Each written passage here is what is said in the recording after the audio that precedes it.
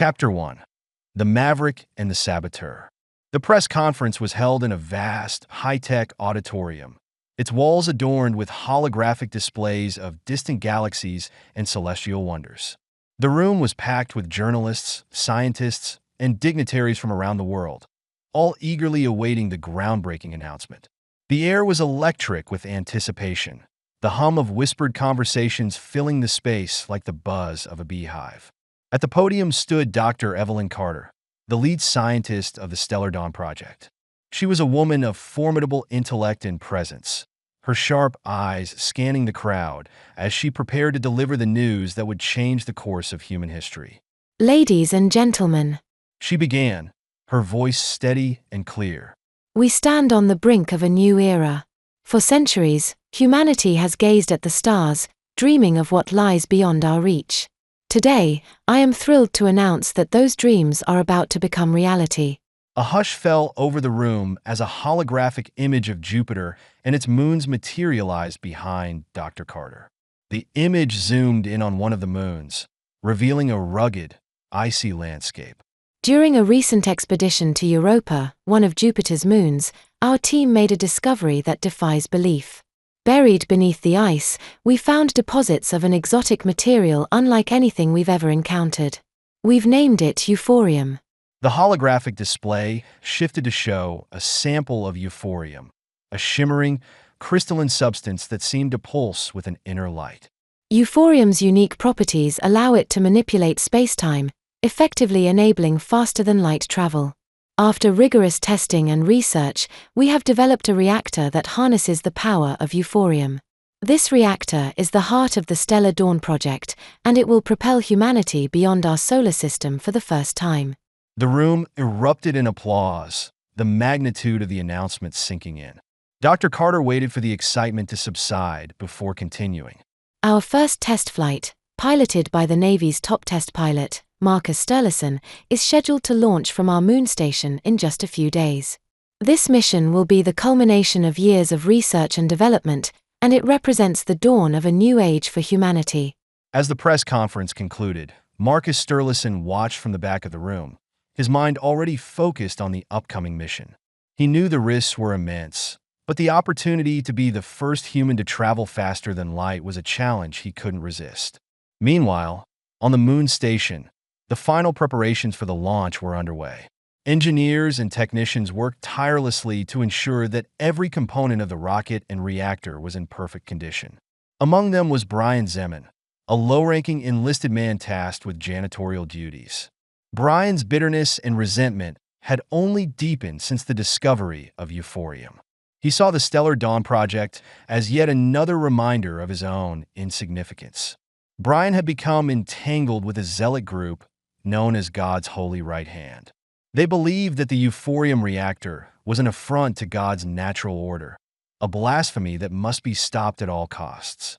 Brian had found a sense of purpose in their cause, and he had been chosen to sabotage the mission. As Marcus prepared for the test flight, the launch was being televised, a spectacle that had captured the attention of the entire world. The rocket stood tall on the launch pad, a gleaming testament to human ingenuity and ambition. Marcus climbed into the cockpit, his mind focused and clear. He performed his pre-flight checks with meticulous precision, unaware that Brian had already set his plan into motion.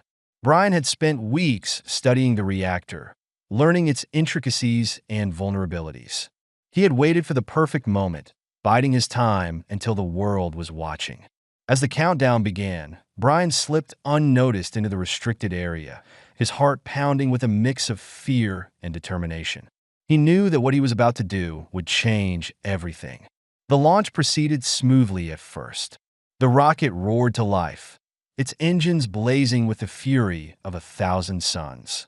Marcus felt the familiar surge of adrenaline as the rocket lifted off, breaking free from the moon's gravitational pull. But then something went wrong.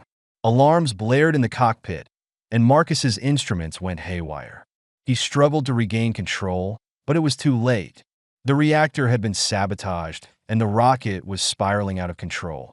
The world watched in horror as the rocket veered off course, its trajectory becoming erratic and unpredictable. Marcus fought with every ounce of his skill, but the forces at play were beyond his control. In a blinding flash of light, the rocket disappeared from the screens, leaving only a void where it had once been. Back on Earth, the silence was deafening. The world had witnessed the unthinkable. Marcus Sturluson, the Navy's finest test pilot, had vanished into the unknown. The implications were staggering, and the questions were endless. Where had he gone? Was he still alive? And what had caused the catastrophic failure? In the control room, Dr. Carter stared at the empty screen, her mind racing. She knew that the reactor's malfunction could not have been a simple accident. Someone had sabotaged the mission. Her thoughts turned to the crew and personnel on the moon station. Who could have done this? And why? As the dust settled, investigations began immediately. Security footage was scrutinized, and every piece of equipment was examined for clues. It didn't take long for the trail to lead to Brian Zeman. His access to the restricted areas and his recent, suspicious behavior made him the prime suspect. Brian was quickly apprehended and subjected to intense interrogation. Under the pressure, he confessed to his involvement with God's holy right hand and his role in sabotaging the reactor. The revelation sent shockwaves through the scientific and military communities. The Zealot group had managed to infiltrate one of the most secure facilities in the world, and their actions had potentially doomed humanity's greatest endeavor. Meanwhile, Marcus found himself in an entirely different reality. The blinding flash of light had transported him to a place that defied explanation. The cockpit around him seemed both familiar and alien. The stars outside the window were different, their constellations unrecognizable. He was no longer in the solar system he knew. Marcus's training kicked in, and he began to assess his situation. The reactor, though damaged, was still operational. He ran diagnostics and tried to establish communication with the moon station, but all his attempts were met with silence. He was alone, adrift in an unknown universe. As he navigated this strange new reality, Marcus encountered phenomena that challenged his understanding of physics and space-time. Planets with impossible landscapes, stars that pulsed with an eerie light, and alien structures that hinted at civilizations long gone. He realized that the euphorium reactor had not just propelled him faster than light. It had transported him to an alternate dimension. Back on Earth, the world grappled with the loss of Marcus and the failure of the Stellar Dawn project. Dr. Carter and her team redoubled their efforts to understand what had happened and how to bring Marcus back. They knew that the key lay in the euphorium reactor and the exotic material's unique properties. As days turned into weeks, hope began to fade. But Dr. Carter refused to give up. She believed that Marcus was still out there, somewhere, and she was determined to find a way to reach him.